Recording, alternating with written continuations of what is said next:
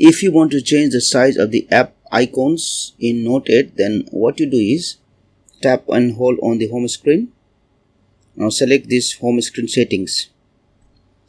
You have two options here, home screen grid and app screen grid.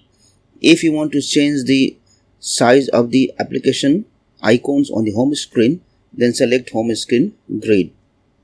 Now right now it is 5 by 6. If I select 4 by 5, you can see the size of the icon is little bit bigger. So once you do it, select apply. So now the size of the app icon on the home screen has changed.